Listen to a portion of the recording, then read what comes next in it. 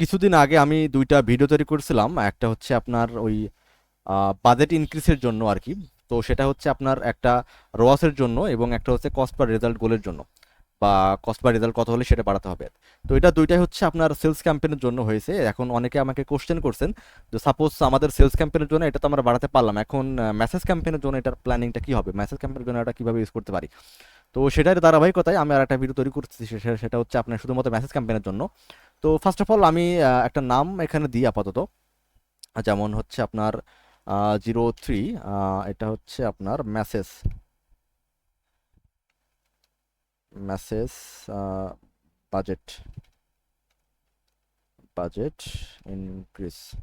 ওকে, এটা হচ্ছে আপনার বাজেট ইনক্রিজ এবং ডেট কবে দিছি এটা আমরা 03/06/2026। ওকে, ঠিক আছে।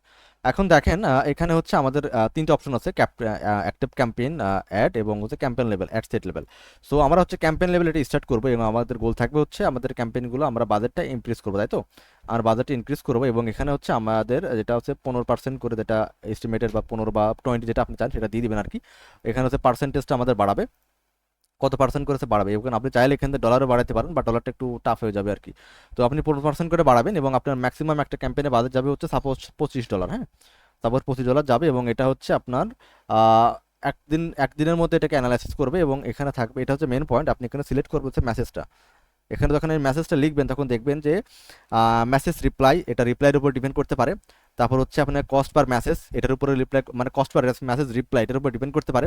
তারপরে নিউ মেসেজ কনভারসেশন, মানে নতুন মেসেজগুলো আসতে কত করে কস্ট হচ্ছে এটা, এবং cost per new message conversation. হ্যাঁ, এবং প্রত্যেকটা নতুন মেসেজ আসতে কত করে কস্ট হচ্ছে, তো আপনি টার্গেট করবেন এইটাকে, ঠিক আছে, যে cost per new message conversation. হ্যাঁ, মানে এক একটা মেসেজ আসতে আপনার করে কত করে কস্ট হচ্ছে এটার উপরে। এবং আপনি বাজেটটাকে ইনক্রিজ করবেন, বিটুইন করবেন না লেস করবেন, এটা আপনার ব্যাপার।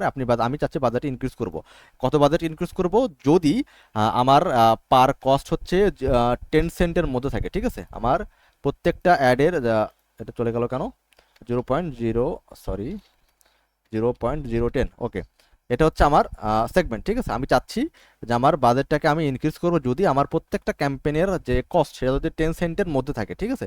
তাহলে এটা হচ্ছে আমি এটাকে ইনক্রিজ করবো। ওকে, এখানে দেখা যায় 10 সেন্টের মধ্যে থাকবে। এবং এটা কি হবে, আমার ম্যাক্সিমাম হচ্ছে লাস্ট 2 দিনের ডাটা সে অ্যানালাইসিস করবে। অ্যানালাইসিস করার পর যদি আমার সাথে মিলে যায় তাহলে সে ডেইলি 24 ঘন্টার মধ্যে সেটাকে আপডেট করে দেবে, হ্যাঁ, মানে ঢাকার মধ্যে আর কি। তো যতটুকু একদম সিম্পল থিংস বোঝার চেষ্টা করেন। আগে আমরা কি করতাম, এখানে গিয়ে হচ্ছে রোয়াসটা বা কস্ট বাই রেজাল্ট এটা শো করতাম এবং এখানে দেখে দিতাম। প্রসেস সবই সেম, জাস্ট এখান থেকে মেসেজ সিলেক্ট করে দিবেন এবং আপনার ম্যাক্সিমাম বাজেট কত হবে সেটা সিলেক্ট করে দিবেন, আর দেন এখান থেকে ক্রিয়েট করে ফেলবেন, দ্যাটস এনাফ। ঠিক আছে, এটা খুবই সিম্পল প্রসেস, আপনি একটু ঘাটাঘাটি করলে পেয়ে যেতেন, বাট আপনি যেহেতু আমাকে সাজেস্ট করছেন আমি তৈরি করে দিলাম। তো সমস্যা নাই, এটা দেখেন। আর যদি কোনো সমস্যা হয় তাহলে অবশ্যই আমাকে হোয়াটসঅ্যাপে অথবা ফেসবুকে নক করতে পারেন। তো আজকে যে পর্যন্ত এই পর্যন্তই। আসসালামু আলাইকুম সবাইকে।